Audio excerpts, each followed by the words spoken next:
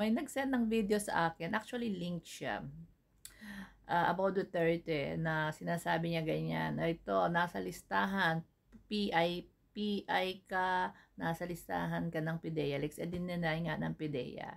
Ito, sasabihin ko po, wag na natin papag-resign si PBBM. Kasi ang tagal magrarally kayo dito, magrarally kayo doon, magmumura yung matanda, mumurahin lahat.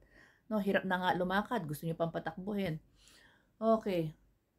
Total, dininay ng PIDEA pero sinasabi ni Duterte na meron siyang kopya. Huwag niya nang ibigay sa sa PIDEA. Idiretso niya na sa Senado, idiretso niya na sa Kongreso para maimbestigahan. Para hindi na tayo mapagod kakarali, no? Para diretso na sa impeachment. Kasi pag napatunayan yan, yung hawak ni Duterte na yan, is talagang nag-stand yan, naging official yan na dokumento, di impeach yung ating presidente, di ba? Para lahat happy, di ba? Kasi puro kayo resign. Madali namang ma-impeach kung may ebidensya di pilitin nyo yung tatay nyo, pilitin nyo si Duterte na ilabas kung ano yung meron siya. Kasi si Maharlika, sunog na. More than 1 year, almost 2 years na yung kanyang video. Hanggang ngayon wala siyang nilalabas. Nangako siya ng April 2 yata. Sabi niya ilalabas siya, wala siyang inilabas. Ngayon pinagbigyan siya ni Bato. Pumunta ka rito, dalhin mo kung ano yung mga ebidensya mo, o kahit virtual na lang nga, sinasabi, mag-virtual, ilabas mo yung ebidensya mo. Umatras ang buntot. Ang sabi niya, ano ang sabi? Respeto daw doon sa maiari ng video, hindi niya kayang ilabas. Anong kalokohan yon? Buong taon, halos almost 2 years, nagngangawa ka na may pulboronic video. Ngayon, binigyan ka ng pagkakataon. Sasabihin mo? Sasabihin mo na hindi pwede. Kalokohan. Ngayon naman, ang sinasabi ni Marlica, meron daw picture. Picture naman ngayon, ang hihintayin natin, ini-edit pa ha. Alam niyo po, ito sinabi na to nung isang vlogger. Okay. Ang taong iisa ang kidney, hindi na pwedeng mag-drugs.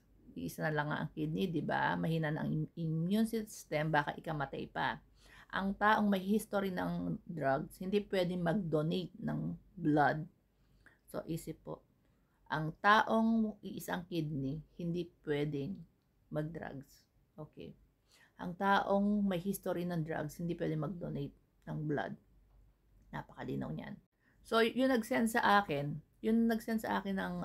ng video, mag-isip ka rin. Ako, nag-isip ako, nag-analyze ako No, nag-search din naman ako. As individual. Okay, as individual. Brainstorm ang ginagawa ko. Hindi ako matalinong tao, pero hindi ako tangang tao. Wala sa dictionary ko yung loyal. Kapag may mali, may mali. Yun ako. Hindi ko ugali yung loyal ako dito. No. Yung sined mo sa akin, kahit sinong tao pwede magsabi niyan, mag-akusa. Gaya ng ginagawa ni Maharlika. Ang puhunan niya is bunganga. Sabi ni Puting Ahas, sabi ni ganito, sabi nung kaibigan ko na siya mismo ang nakasalamuhat, sabi ni ganito, asa ng ebidensya? Magi-stand ba yan sa court? Kahit sa bansa ka, kahit sa ibang bansa ka pa, kahit sa buong mundo ka pa, iba't ibang panig ng mundo, hindi po yan magi-stand sa court. Kahit ako, kaya kong sabihin, nakita ko yung video. Kasi sabi ng mga didishit, nakita daw nila yung video na pulboronic. Ba't walang kumakalat na video? Ang daming kumalat yung mga chismis. Yes, yung mga chismis, ang daming kumalat. Pero yung video na sinasabi nilang napanood nila, nasaan na? Ba't hindi pinakalat? Di sana, napatalsik na, nai-impeach na natin yan. At least, wala nang rally-rally ngayon, di ba? Hindi na tayo napapagod. Hindi na napapagod yung mga bunganga natin na ganito, na ang daming trolls. Ang daming trolls kasi, ang daming bayaran. Sasabihin nyo na naman sa akin. Isa ako sa nabayaran. Wow. Yaman ko ha. Isipin mo kapag magpo-post ang gobyerno, namigay ng mga smuggling na rice sa mga kababayan natin. Sasabihin scripted. namigay ng mga titulo, sasabihin scripted. Tapos sasabihin nung nagbiyahe namamasyal lamang, sabi nung dumating na yung result ng mga pagbabiyahe niya, ang daming investor po na dumating, trillions ang mga dumating na investor sa pagbabiyahe ng ating pangulo is scripted. Namigay ng mga makinarya ng mga tulong sa magsasaka is scripted. Namigay ng mga patubig sa agrikultura is script.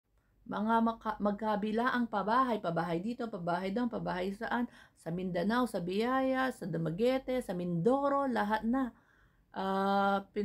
Inabot na lahat ng mga tulong is scripted. Ang sasabihin pa, hindi namin kailangan ng tulong. Ang kailangan namin, bumaba daw ang presyo ng bilihin. Anak ng tinapa, oo, wala kayong kasiyahan sa buhay talaga. Talagang ang balak nyo lang talaga is manggulo.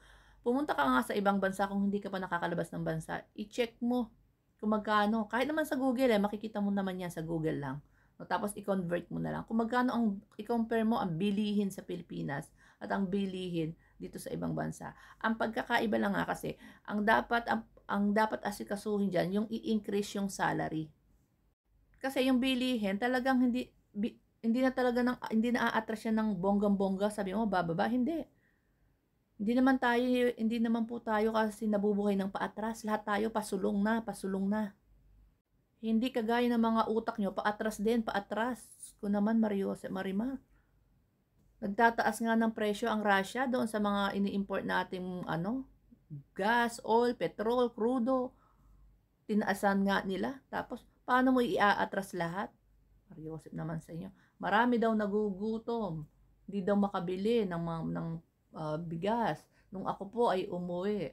Sus Mariosep, ang mga tao, daig pa ako, mga naka-branded na bag, mga naka-iPhone, sabi ko, daig nyo po at ang naka-abroad talaga. At kung mga magsipagbilihan sa online, wagas. Magtaka ka, ang daming pera ng mga Pilipino, no? Tapos pinagkakala nila dito nagugutom. Siguro po yung mga nagugutom, yung talagang sa mga province na talagang mga mangmang, mga hindi nakapag-aral, yung mga farmers ba, alam niyo po, action, reaction yan. Action, reaction. Kung ano yung naging action mo nung kapanahunan mo, hindi ka nagtapos ng pag-aaral, itong pinili mong buhay, ito na po yung reaction yan. So, hindi mo na pwedeng isisi sa gobyerno. No? Yung mga kabataan ngayon na nagsisikap, na ayaw maghirap. So, nagsusumikap sila, kaya makikita mo sila pag nasa Pilipinas ka. Grabe. Magsipaglibilihan lahat, may cellphone, pati beggar, may mga cellphone, mga branded na bags, mga shoes, mga dress. Ay, dinaig pa ang mga taga-abroad. So, ngayon ba ang mga naghihirap na sinasabi ninyo? Ay, naku, mga tao nga naman, walang kakontent, walang pasasalamat sa buhay. Ang gusto lang nila is manggulo.